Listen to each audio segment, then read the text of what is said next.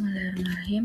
Baik, kami akan mempresentasikan terkait implementasi kurikulum Merdeka di SD Impres Bontobila. Adapun anggota kelompok kami yaitu Alia Anwar, Fitri, Fadia Putri Balkis, Harsani Sahar, dan juga Nur Salsabila Rahman. Selanjutnya saya akan membahas tentang pendahuluan. Nah, pendidikan berkualitas merupakan kunci utama dalam membentuk karakter dan kompetensi siswa agar mampu beradaptasi dengan perkembangan zaman. Sebagai upaya transformasi sistemik, pemerintah Indonesia meluncurkan kurikulum Merdeka yang menawarkan pendekatan pembelajaran yang lebih fleksibel dan berpusat pada peserta didik atau student-centered learning. Melalui kebijakan ini, guru diberikan keleluasaan untuk mengembangkan metode dan media pembelajaran yang relevan guna memperkuat kemampuan berpikir kritis serta karakter profil pelajar Pancasila.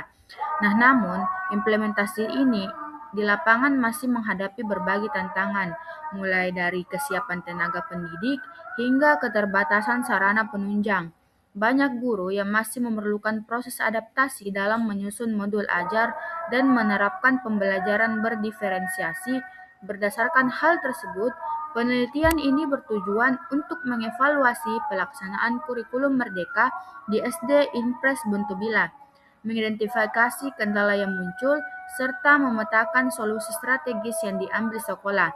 Nah, hasil evaluasi ini diharapkan dapat menjadi referensi bagi peningkatan kualitas pendidikan dasar di masa depan.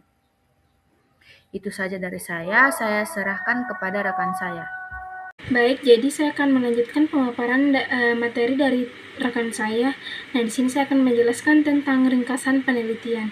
Nah, jadi penelitian ini dilatar belakangi oleh pentingnya pendidikan yang mampu menyesuaikan diri dengan perkembangan zaman. Jadi kurikulum Merdeka hadir sebagai upaya pemerintah untuk menciptakan pembelajaran yang lebih fleksibel, kreatif, dan berpusat pada peserta didik. Nah, jadi melalui penelitian ini saya ingin mengetahui bagaimana proses penerapan kurikulum Merdeka di SDI Bontobila. Jadi kendala yang dihadapi selama pelaksanaan serta strategi yang dilakukan sekolah dalam mengatasi hambatan tersebut. Nah, jadi penelitian ini menggunakan metode deskriptif kualitatif dengan teknik pengumpulan data berupa observasi, wawancara, dan dokumentasi. Jadi subjek dari penelitian ini terdiri dari kepala sekolah dan guru.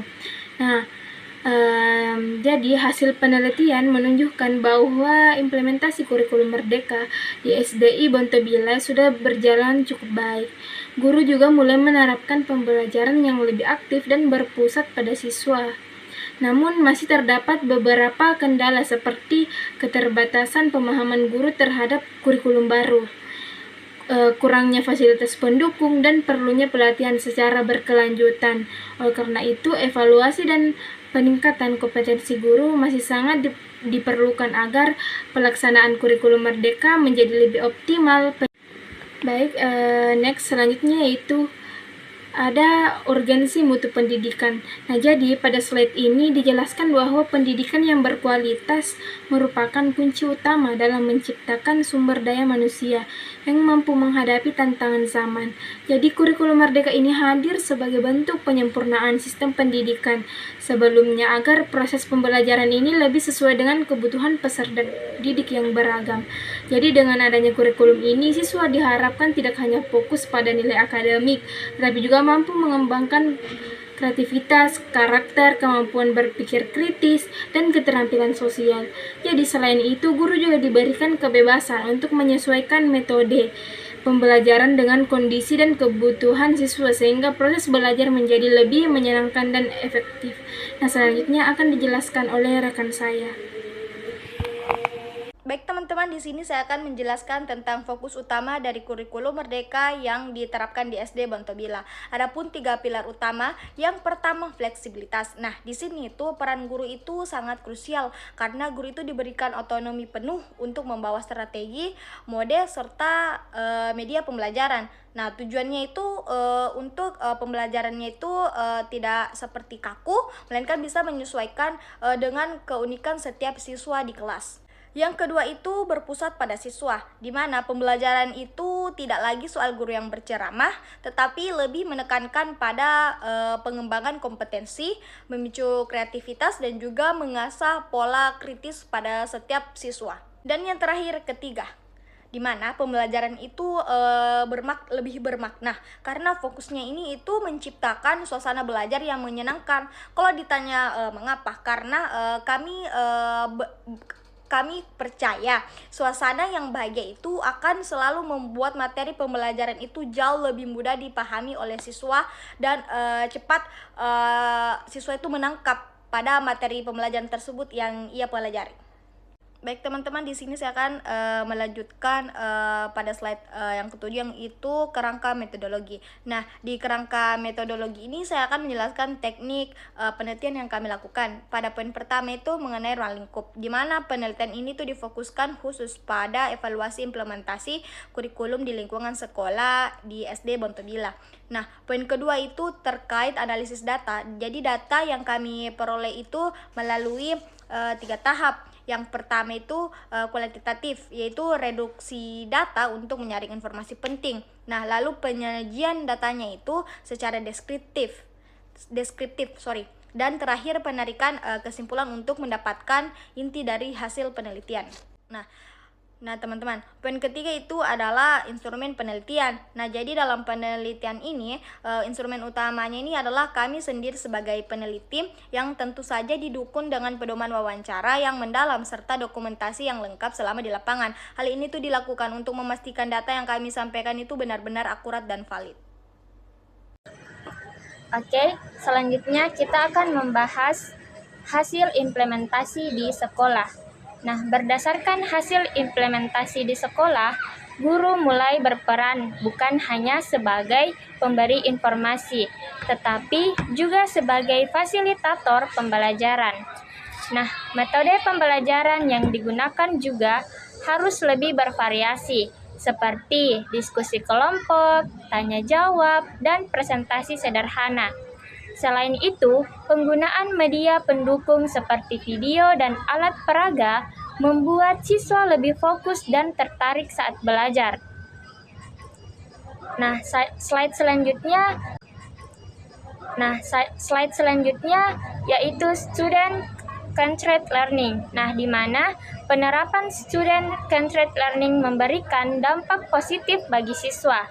Siswa menjadi lebih berani bertanya dan menyampaikan pendapatnya. Suasana kelas juga menjadi lebih hidup dan interaktif. Selain itu, keterlibatan siswa dalam proses pembelajaran meningkat karena mereka ikut aktif selama kegiatan belajar berlangsung.